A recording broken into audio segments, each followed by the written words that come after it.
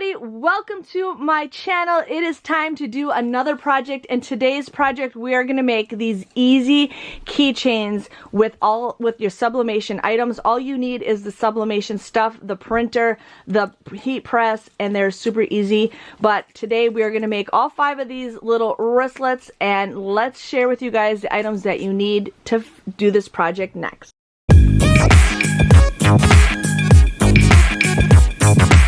So here are the items that you will need for this project. You will actually need some sublimation paper. So you will need to be using a sublimation ink printer. Basically, this is a paper that you need to do it. It's something that with the ink and the paper, and when the heat hits the item, it like kind of bakes onto the product. So you will need some sublimation paper. I am using the HTV Runt sublimation paper. You will also need the designs that you want, and I will show you guys how to do the designs on the Canva website, how to get these designs. You will need a lighter. What you're going to use the lighter for is for the ribbon. Some scissors if you choose to cut the paper, but otherwise scissors to cut the ribbon. You will need some sublimation tape. You want to keep that item nice and firmed. Now this is something that I also have, are these little keychains that you're going to use, and then you need this tool to snap it shut. Well, I will show you guys that. But this is the material that I'm using. It is called Fandal. It is nylon webbing. I don't know what kind of material this is, but basically I've used this before. This is what it is, and I will have it all linked below. But what we're going to do is you're going to cut this to the length that you want. I usually just kind of cut it to the length of the paper. And then what you're going to do is you want to also make sure you burn, you want to burn, it's not focusing, you're going to burn the bottom of the ribbon. So let me share with you guys what to do first. First we're going to get the design on the computer and then print those off, which I already have mine printed, but I'll show you guys what to do first. So what we're going to do is you're going to see we have Canva. Now I use the free version because you can do a lot with it without even paying. So what you're going to do is go on the top right here and you're going to click Create Design. You're going to go to Custom Size and make sure it's in inches. But I'm just going to make a size of a piece of paper. So I just have it as 11.85 inches. So you're just going to put 11 and then 8.5. But we're going to do it right here. What we're going to do is you want to make sure, you don't have to do this. I just do it because then I know what I have. So here we have our blank piece of paper. Now with Canva, there is tons of designs that you can find that are for free. I typed in like digital paper. But the thing about that is, since I'm having it free, you see these little crowns right here? You have to pay to get that. Otherwise you get these little like lines right here that say Canva. We don't want that.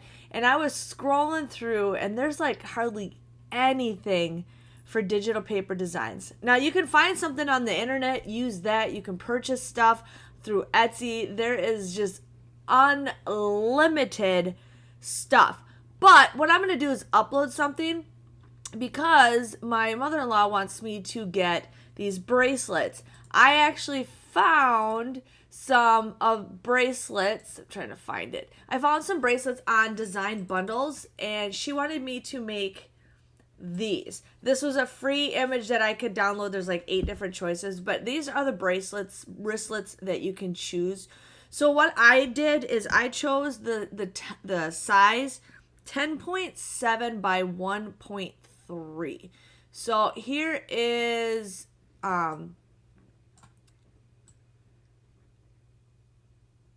okay, so here's 10.7, and then I just did it 1 by 3. So you're just going to take it like that, okay? Then you want to make 2 of them. So there's your design right there, but I'm a person who I don't like wasting all of my paper. So I'm actually going to do a couple more designs. So you can do a ton of different things. My son is like obsessed with Mario, and so he wants me to make him a Mario one. I'm not sure what one he wants, but like I have a ton of different designs here that I've gotten.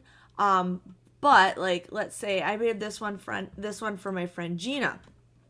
What I can do is I can make the size a little bit bigger, longer. So we're going to have that be 10.7. but I don't like the design. Like, you don't got very much in there, but you are more than welcome to design what your own thing that you want is.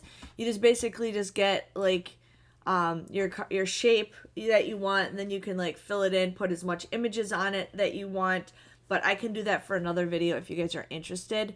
But let me figure out what other designs I want to do, and I'll be right back.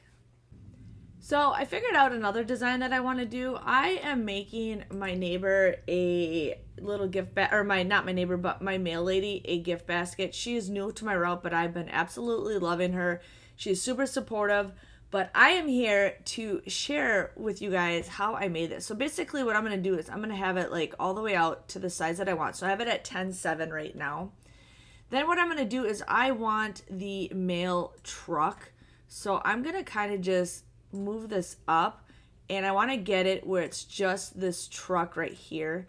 So you're going to kind of just keep going until you get to the size that we want it at. And like I said, I have it at 10.713.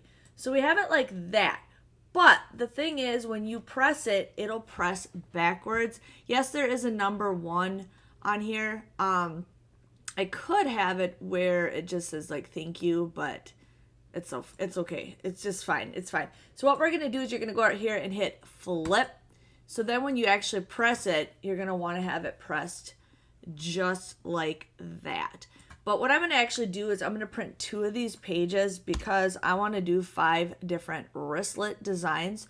So I just got that right there. This looks like it's like not even, but it is. Okay. Now what I'm going to do is get a couple more designs, and then I will share with you guys what to do next.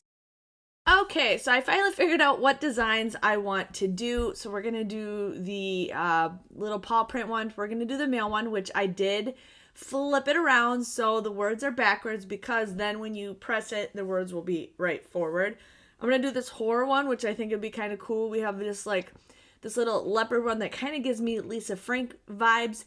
And then I have this pencil one, or I meant crayon, but there are words on it, so I did, again, flip it. So the next thing you're going to do after that is you're just going to hit download. You're going to make sure you can either have it as a PNG or print, however you want. I'm just going to leave it as PNG because it's not thoroughly like a lot of words and stuff. So I'm just going to hit download, and voila. Then the next thing I'm going to do is go and print off my design. I'm actually printing 2 copies because what we're going to do is we use one side and then we're going to flip it to the other side. So just giving you guys a heads up with that. But yeah, so what you're going to do is print this, or you can just print 2 designs on each one. But since there's 5 spots for 5, but yeah, so now let's go to the sublimation printer or the sublimation stand, and I can share with you guys what to do next. So the next thing we're going to do is take your nylon webbing, and you're going to basically just kind of put it directly across from the thing. Now, when I first cut this was a really pain in the butt to cut. But since I've done this a couple times, it's a little bit easier now. It's just a straight cut, but it doesn't matter if it kind of cuts out crappy or not. You're going to burn the edges off. But like lately, it's just been cutting really good. So pretty easy, and you're going to do it to this side also. So you don't have to measure it. You don't have to have it even. You don't have to do whatever you feel like you're doing. So we got that. Now, when I made a mistake before, I ended up just putting both designs on each side, and then I pressed it, and I thought it was going to press to both sides, and I didn't realize that you have to flip it over. So this is the easiest way to do this. So what we're going to do is we're going to tape this design onto the, lost my tape. We're going to tape this to the paper, okay? So we're going to do that, and then you want to kind of figure out where you want to put it for this. So you're just going to kind of just press it down however you want. I'm going to probably use wider tape. Okay, so what I ended up doing is I kind of taped the ends of these, and then I kind of just put a piece in the middle to hide them to both of those, because sometimes when you lift the press up, the thing will lift up, and then sometimes it makes your design go blurry because not all the ink comes off on the design. So I'm just helping with this. So this is what I'm going to do. You guys can tape it however way you want it, but we're going to tape it just like that so it's kind of steady on the sides. Now, I've seen it, I have done it where I have pressed it just blank because people said it was going to curl up. It did not curl up for me pre-pressing or non-pressing, so that is up to you. But what we're going to do next is preheat the heat press to the temperature we're going to press it at. So here is my press. We're going to basically just turn it on, and we're going to change the temperature to 390 degrees, and then we're going to press it for 60 seconds. So that's going to heat up like that. And then what we're going to do is we'll press it and then take them off, let it cool down, take them off, and then flip them to the other side of the piece of paper. So let's let this warm up. And then, so this is almost pretty much heated up. It's heated up now. So what you're going to do is, mine is the automatic, but you can do whatever heat press that you want. But your heat comes from the top. So what you want to do to be on the safe side is you want to have some kind of protection on the mat. So I'm just using regular butcher paper right here. Now what you're going to do is you want to put the design upside down like this, because you're actually pressing it onto the webbing. I did it the other way. I've learned my lesson, but you're going to make sure you have the heat on that. And then what I do is I just have some Teflon paper that I use just for extra protection. So you're going to just push that shut just like that, and then you're going to turn your timer on and let it cook or bake, whatever you guys want to say, for 60 seconds, and then we're going to pull it out, let it cool down, and do this deal all over again. Okay, it'll be done in a couple seconds. One thing I love about this is when it's done, it automatically rises up. I have a regular heat press and I have one of these, but I love it. It's opening up for me. As you can see, the smoke. Then we're going to pull it out. The Teflon did stick a little bit. We're just going to put that to the side. And then I'm going to shut my machine down for a little bit because I don't need it on. But we're going to take this over to the other table. Just brought it back over here. We have the butcher paper, and as you see, this is the reason why it's good to have something underneath, because it can bleed right on there. But here it is, flipped over. So what you're going to do is just take it off. Now these did shrink a little bit, but they turned out perfect. So I can get it all off. But there we got our designs right here. And as you see, there's still some ink on here, but we're just going to throw those away. And here what they look like on this side. And we're going to repeat the process and make them the same way on the other side. Otherwise, you could just leave them white. It's all up to your preference on how you want to do this. The male one did splurge. I mean, it did blend a little bit. So when I do make this, I'm going to make sure I use the other side for that one. This one did it too. I think it's because it's stuck when I was doing the thing with the paper. So I'm going to tape these down just a little bit better, and these will all be on the inside.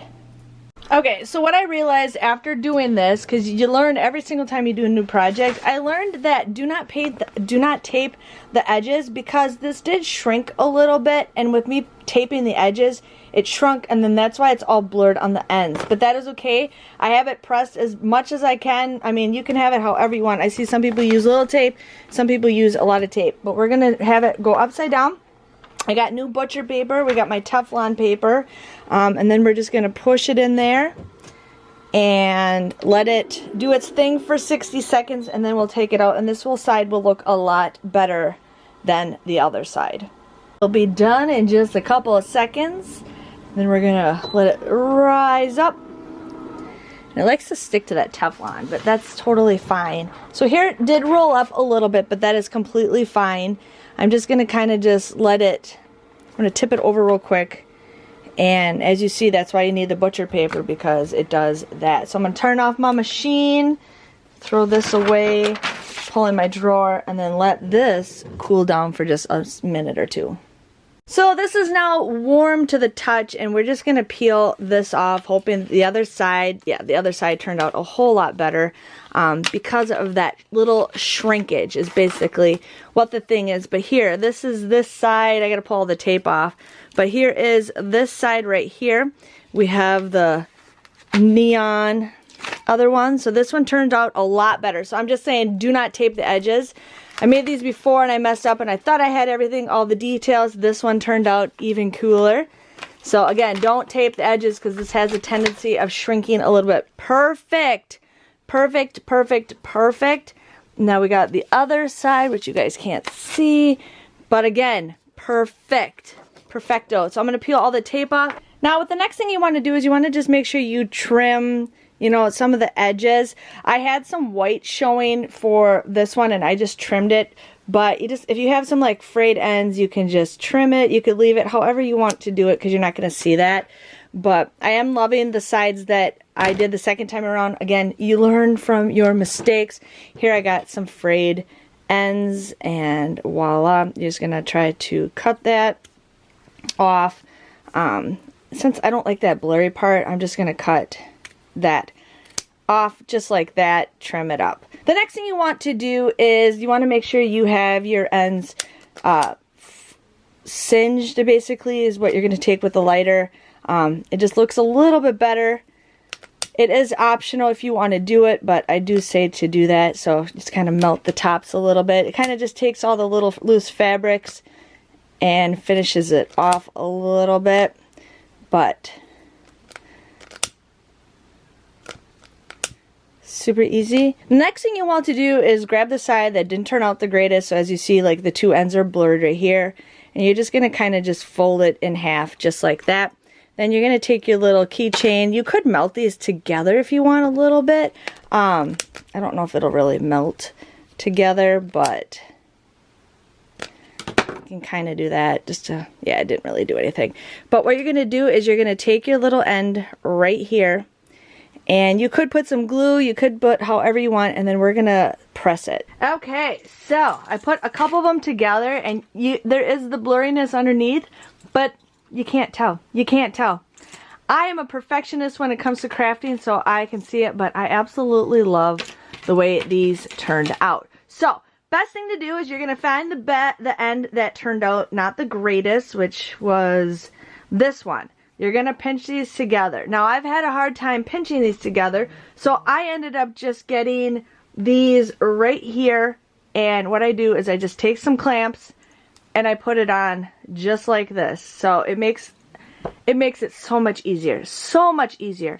Then what you're going to do is you're going to take this right here, and you're just going to take your little clamp thing and press down gently on it, because you want to make sure that it stays in the center. I've had it move on me a couple times, so I just gently press on it, and then again, make sure you just gently press on it again. See, it moved on me, so because it's starting to go into the thread, and it's hard to do this with my camera like right in my way, but now we're going to actually press down on it since it's kind of in there. You're going to press really hard on it like that.